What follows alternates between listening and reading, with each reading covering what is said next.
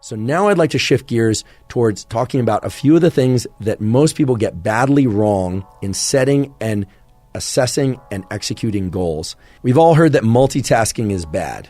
Okay, we've heard multitasking is bad. It doesn't allow for focus. If you want to achieve anything, you want to accomplish anything, you should not multitask. Well, turns out that's wrong. Turns out that there is a role for multitasking, but the multitasking has to be placed at a particular time within your goal-seeking behavior in order to be effective. Really nice studies done at Carnegie Mellon University in the Dabish lab evaluated how long people are able to focus in different environments, how long they are able to stay concentrated on their work. And it turns out that number is exceedingly low. It turns out that most people, whether or not they're doing computer work or whether or not they're doing writing or accounting work or anything of that sort, can hold their attention for about 3 minutes at a time before they shift their attention off.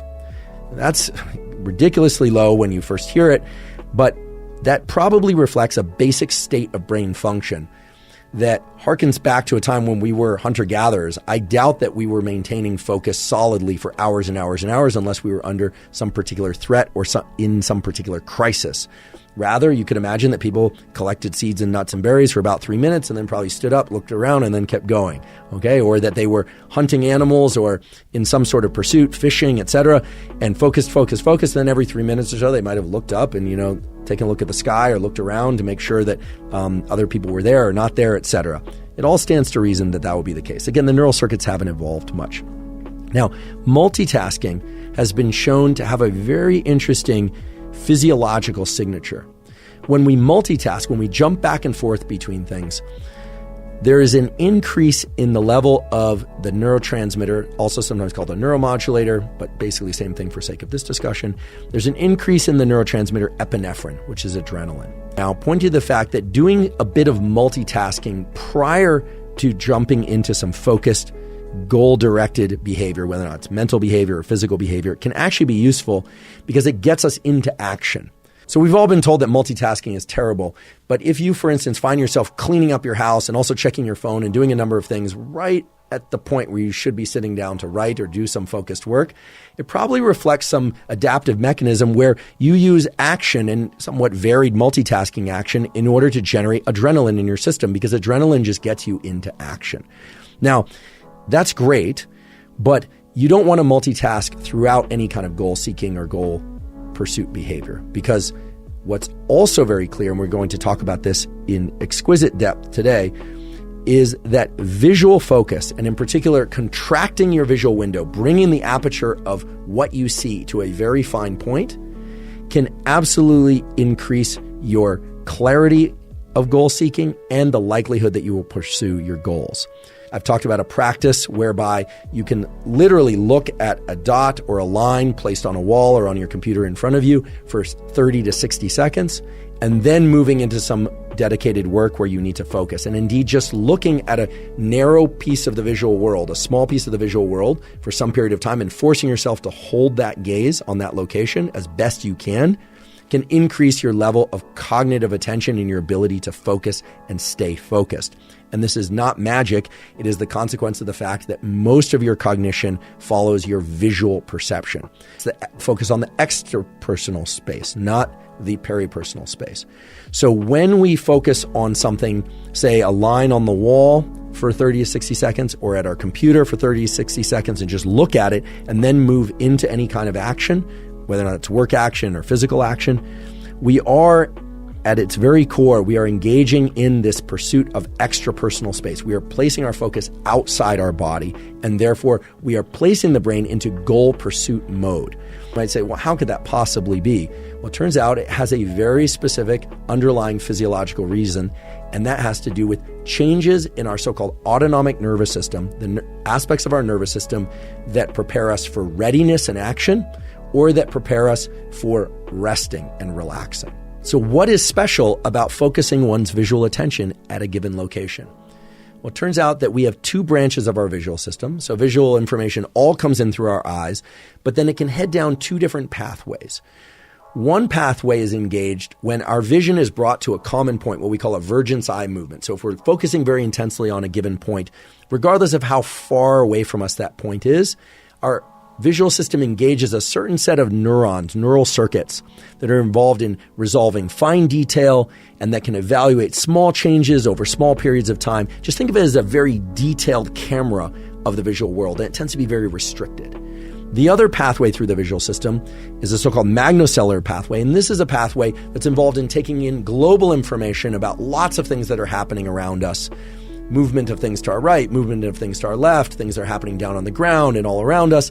And that pathway involves a sort of relaxation, if you will, of the neural circuits that are associated with alertness and attention. When you walk down the street and you're not thinking about much, provided you're not looking at your phone, you're not focusing on one location, you're more or less in a relaxed state compared to when you're looking for a particular sign, you're looking for a bus or a train that's coming or a particular person, and that should inherently make sense. When your level of attention and alertness goes up, there's sort of a small but perceptible increase in your level of arousal. It's not really stress necessarily, but arousal of alertness. And it turns out that the visual system accomplishes this increase in alertness by communicating with your circulatory system and the system that delivers blood and nutrients and oxygen to the rest of the tissues in your body.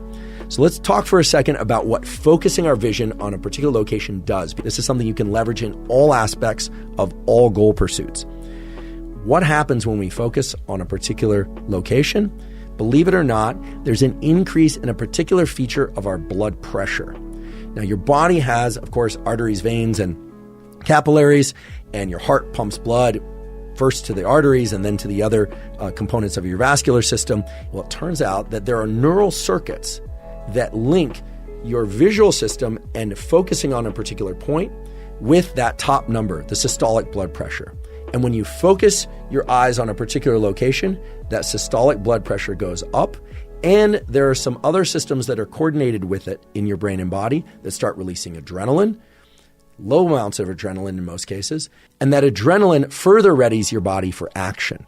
So bringing our visual focus to a particular location does a number of things to the brain and the whole system of the body to prepare it, to place it into a state of readiness that makes us more likely to lean into our goals, into action. And if we step back and think about this makes perfect sense. The brain and body need to be coordinated. We can't just think about a goal. In fact, a deer or a lion can't just think about a goal. It has to think about a goal and then has to feel some sort of activation energy, some willingness or desire to move forward in pursuit of that goal. So imagining a goal has to be coupled to the physical pursuit of the goal. So our visual system, in a beautiful way, brings together a focus, literally a visual focus on a particular point outside us. Then it recruits an increase in systolic blood pressure, which creates a systemic, a body-wide and brain-wide increase in fuel utilization, in oxygen availability, in our willingness to move forward as a body, as a whole coherent system. And then there are also neurotransmitter systems like epinephrine, as we will soon see dopamine, that get recruited as well to place us into a continual mode of action. How do you actually apply this towards setting and achieving goals? Well, you do that by understanding that your mental frame and your attention are always either positioned to your peripersonal space, focused on your immediate possessions and state, or towards things outside you, but that you also have the ability to dynamically travel back and forth between those. What it is specifically that you want to pursue and the best route to pursue and achieve that goal. Focusing our visual attention on one particular point is incredibly effective for all types of goal pursuit. So let's apply this visual tool in a very simple way to any type of goal that you want to pursue. If you already know what goal you want to pursue, maybe it's a workout, maybe it's cognitive work of some particular sort. Again, the process is very simple. You're going to focus your visual attention on one point beyond your peripersonal space. So it could be on your computer, it could be on the wall, it could be a horizon, it could be at a distance. And you're going to focus your visual attention there. And with some effort, you're going to hold your visual attention for 30 to 60 seconds. You might blink, that's okay, but you're going to try and hold your visual attention there. So no moving your head around, no diverting your attention to other locations. Some people will find it very easy to do. Other people will find it quite hard. Your mind may drift cognitively. That's okay, but try and bring your visual attention to that common point. Again, it places your brain and body into a state of readiness. And then the idea is to move into the particular actions that bring you closer to your goal. Okay, we haven't yet talked about how to set goals and how to assess progress. This is simply how to pursue goals, okay? But the visual component is important. In fact, I would argue that the visual system and harnessing your visual attention to a narrow point is going to be the most effective way to get your brain and body into a mode of action to pursue whatever goal it is you're trying to pursue. That practice is in stark contrast to multitasking, where by definition, your attention is moving from place to place to place, right? I mentioned that multitasking can be effective in getting your system into somewhat of an increased level of activation so that you can pursue a more focused goal. But the visual attention to a particular point is going to be the most effective way to bring your system into a state of readiness and action for goal pursuit.